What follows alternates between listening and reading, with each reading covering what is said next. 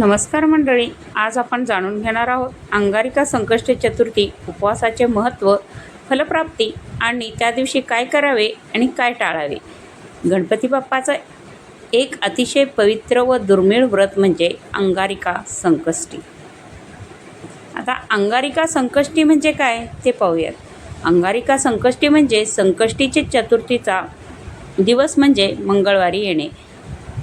संकष्टी चतुर्थी हा विघ्नहर्ता श्री गणेशाला समर्पित असतो आणि मंगळवारी हा दिवस आल्यास अंगारिका म्हणतात। अंगार म्हणजे मंगळ ग्रहांची अधिपती आणि इका म्हणजे विशेष योग, म्हणून या दिवशीचा उपवास अत्यंत फलदायी मानला जातो। या उपवासाचं महत्त्व व फलप्राप्ती आपण जाणून घेणार आहोत। धर्मशास्त्रानुसार अंगारिका संकष्टी उपवास केल्याने सर्व विघ्ने दूर होतात, मनोकामना पूर्ण होते, आयुष्यात सुखसमृद्धी वाढते, आरोग्य उत्तम राहते, मंगळ दोष, अडथळे आणि कोर्ट कचेरीचे प्रश्न निवळतात, विवाह, नोकरी, व्यवसायातील अडचणी दूर होतात, पितृदोष व वंशातील संकटे कमी होतात। अंगारिका संकष्टीला काय करावे? सकाळी लवकर उठून स्नान करावे, गणपतीची मूर्ती व फोटोसमोर ठेवून पूजन करावे, दुर्वा, फूल, लाल चंदन, मोदक नैवेद्य अर्पण करावा, दिवसभर उपवास करावा, फळ, दूध किंवा केवळ पाणी घ्यावे। सायंकाळी चंद्रदर्शन करून गणेशाची कथा वाचावी किंवा ऐकावी, उद्यापरणी करावी चतुर्थी संपल्यावर।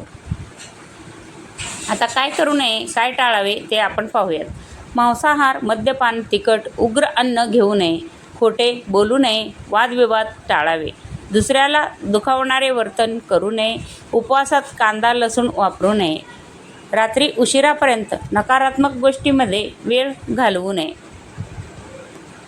अंगारिका संकष्टी या दिवशी आपण 2 ते 3 मिनिटात कथा देखील वाचू शकता। आपल्याला कथा जर कुठे मिळत नसेल तर आपल्या चॅनलवर ते कथा आहे, तरी तुम्ही बघून घ्यावे।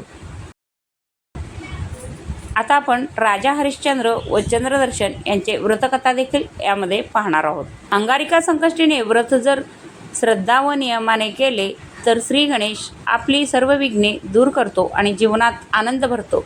तर चला तर आपण सर्वांनी हा पवित्र दिवस साजरा करूया आणि बाप्पाची कृपा मिळवूया।